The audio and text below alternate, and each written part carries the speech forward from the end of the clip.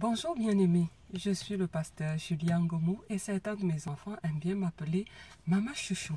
C'est un réel plaisir de vous retrouver ce matin pour pouvoir partager une petite portion de l'Évangile. Alors nous allons lire ce matin dans Jacques chapitre 5 verset 16. La Bible dit « Confessez donc vos péchés les uns aux autres et priez les uns pour les autres, afin que vous soyez guéris. La prière fervente du juste a une grande efficacité. » Alléluia. Nous pouvons commencer à dire merci à Dieu parce que ce matin, il veut encore nous révéler la puissance de la prière. Le passage se termine en nous rappelant que la prière fervente est efficace, c'est-à-dire qu'elle est puissante, c'est-à-dire qu'elle peut soulever des montagnes.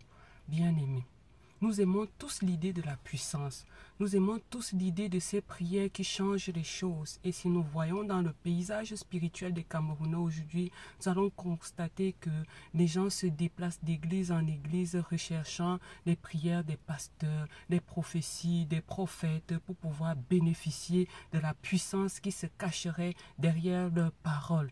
Ce matin, nous allons apprendre que nous pouvons tous libérer cette puissance. Parce que la puissance de Dieu n'est pas destinée seulement à une catégorie de personnes. Elle est destinée à tous ceux qui ont Jésus-Christ dans leur cœur et tous ceux qui savent la déclencher. Alors, comment nous allons déclencher la puissance qui est derrière la prière?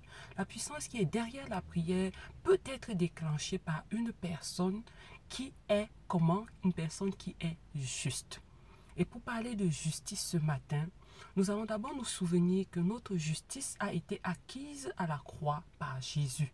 Parce que Jésus n'a pas commis de péché. Il a été juste sur toute la ligne.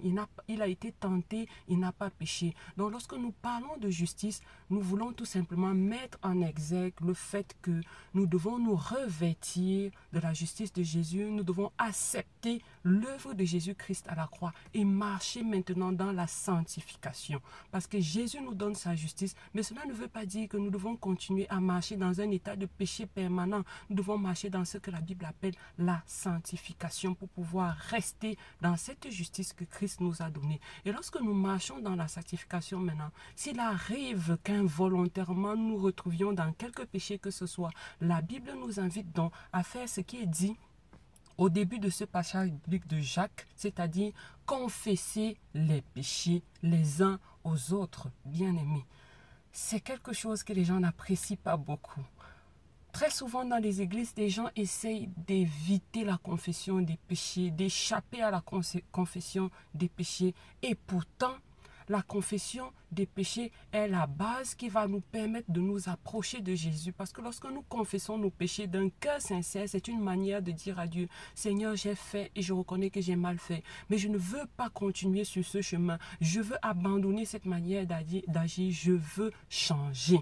Et lorsque nous acceptons de changer, c'est à ce moment-là que nous pouvons être revêtus de cette justice de Jésus qui va faire de nous des hommes et des femmes capables de déclencher des prières puissantes. Alors, bien aimé, je voudrais te dire ce matin, si tu veux être puissant en prière, commence d'abord par confesser tes péchés à tes proches, à confesser tes péchés à ceux qui ont l'autorité spirituelle pour pouvoir t'accompagner dans la prière de délivrance. Alors ce matin, nous allons dire un tout petit mot de prière sans faire de complications. Nous allons demander pardon à Dieu pour nos péchés. Nous allons confesser individuellement à Dieu. Mais si tu as l'opportunité de te rapprocher d'un serviteur de Dieu, de ton pasteur, de ton prêtre, bref, de quelqu'un qui a l'autorité spirituelle à côté de toi, ne manque pas de confesser tes péchés et surtout de t'en détourner. Et là, tu vas renouer avec la puissance qui est cachée derrière la prière. Alors ce matin, nous allons confesser nos péchés et nous allons dire à Dieu que nous voulons renouer avec cette puissance, qu'il nous donne la grâce d'être fervent, qu'il nous donne la grâce d'être attaché à lui, qu'il nous donne la grâce de marcher dans la sainteté, dans la sanctification. Je vais te proposer quelques mots de prière si tu le veux, bien sûr. Seigneur Jésus, je te rends grâce pour ta merveilleuse parole qui est mise à ma disposition ce matin. Je comprends qu'il est important de confesser mes péchés et de les délaisser si je veux accéder à cette puissance qui est cachée derrière la prière. Je te confesse que j'ai fait du mal et j'accepte de changer. Je prie que tu me pardonnes et que tu me revêtes, Seigneur, de ta justice, afin que je devienne un serviteur efficace, un serviteur puissant par ces prières. Je te rends grâce pour ce que tu fais ce matin, parce que tu m'exauces au-delà de mes supplications. Au nom de Jésus-Christ. Amen. Je te souhaite une excellente journée parce que nous avons terminé. Reste dans la présence de Dieu, dans la bénédiction de Dieu. Au nom de Jésus-Christ. À très bientôt.